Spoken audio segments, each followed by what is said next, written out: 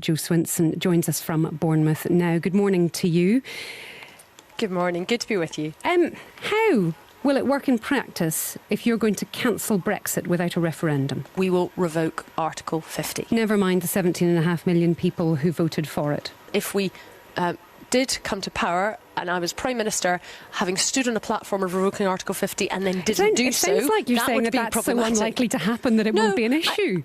I wonder if a general election majority for the Lib Dems is enough for you to scrap Brexit. Why is an SNP majority at Holyrood not enough for them to have another independence referendum?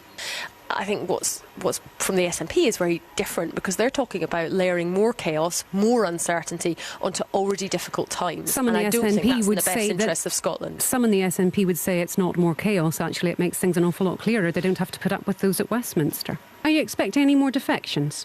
But if you keep accepting Tory politicians, the likes of Philip Lee and Sam Gyimah, into the party, are you not running a risk that they're going to take it further to the right? If the Liberal Democrats are a broad church and open to offers, are you going to take part in this so-called Remain alliance in the next general election, where you just decide not to stand candidates in certain areas where somebody else who opposes Brexit has a better chance of winning? So, that happened already and is successful. So could you see yourself doing that, perhaps taking a step back and allowing Labour to win a seat, for instance? Where we agree with others on stopping Brexit, then we are in those discussions. Well, they want a second people's vote, a second referendum now. So you're ruling out a pact with Labour after the next general election, even if it would lead away to a second referendum on Brexit. Jo Swinson, leader of the Liberal Democrats, thank you very much indeed for your time this morning. So we can speak now to Scotland's First Minister, Nicola Sturgeon. Good morning to you. Good morning. Your party's position is stop Brexit. How do you stop it? Just on stopping Brexit, because there was a by-election last week, your party was parading big signs saying stop Brexit.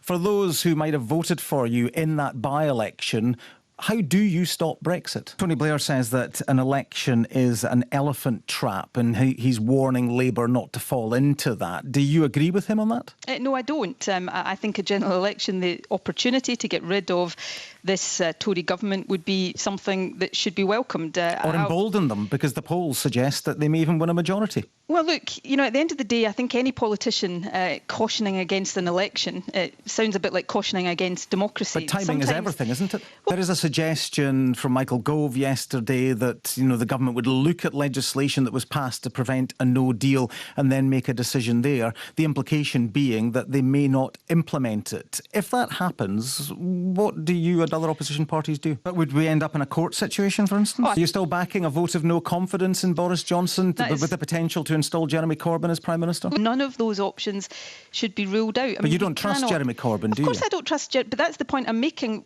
Politicians who want to stop the catastrophe, and I use that word deliberately, of a no-deal Brexit have to be prepared to swallow some of their differences and come together to work out how we do that. Now, And installing someone you don't trust in Downing Street? Assuming that we are leaving, the Scottish Government obviously has a responsibility to prepare for that. You've been taking part in subcommittees, or at least your ministers have been taking part in subcommittees for no-deal preparations. Are you confident that people will have what they need in Scotland in those circumstances? I know you've been talking to the BMA this morning. There are warnings from the medical profession about medicine shortages. We heard And you share those yesterday. concerns? I absolutely share those concerns. We have estimates in Scotland from economic experts that our country could tip into recession very quickly, that tens of thousands of jobs could be lost. And what specifically have you been able to do to mitigate any of this?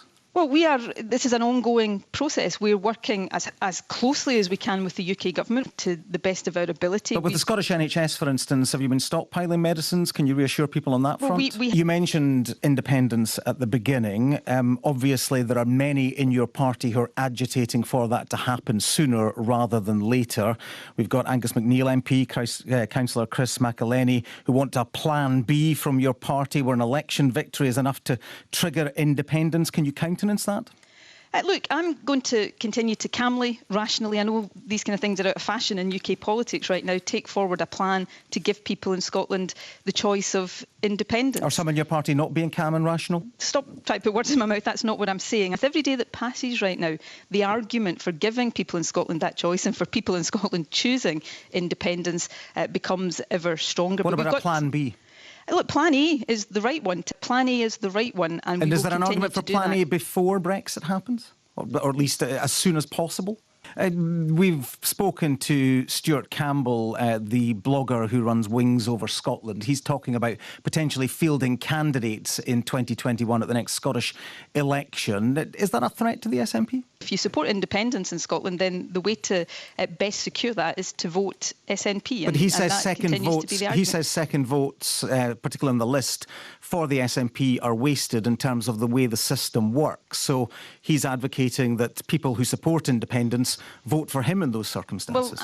We saw violence on the streets of Govan on Friday when marches clashed. There are 3 more planned for this week. Should Glasgow Council consider cancelling those? Lord McConnell said that he will do anything to work with you to try to reduce the issue of sectarianism. We spoke to him earlier on the programme. Do you welcome that? We get your programme for government this week. You've already declared a climate emergency. At what point does Scotland turn off the tap from the North Sea for the sake of the environment? Have you set a date for that? So what is the potential date then for saying no more extraction of oil from the North Sea? I know you, for reasons I understand, want to simplify these debates. I'm not going to do that. Well, you said there's an emergency, and we know, of course, that the extraction of oil and its use is contributing very much to that emergency. If we were to switch off oil and gas domestic production right now, we'd increase carbon emissions, not lower them, because we'd end up having to import oil and gas from countries that don't have the same regulation and therefore a higher carbon intensity. So there is no date for this to happen? Well, I want that transition away from fossil fuels to renewable sources to happen as quickly as possible. Will you be dropping your backing for a third runway at Heathrow, given that Keith Brown said in 2016 Scotland can reap the rewards on offer? It's not within my responsibility to decide. I'm not the decision maker on a third runway. But your government backs it. You said it would create 16,000 jobs in Scotland. Well, if you checked the facts here, you would find that SNP MPs at the last vote in the House of Commons didn't vote for a third runway. Ruth Davidson, of course, stood down last week as leader of the Scottish Conservatives. She talked about the toll that being in political leadership takes on family life. Have you considered life away from politics?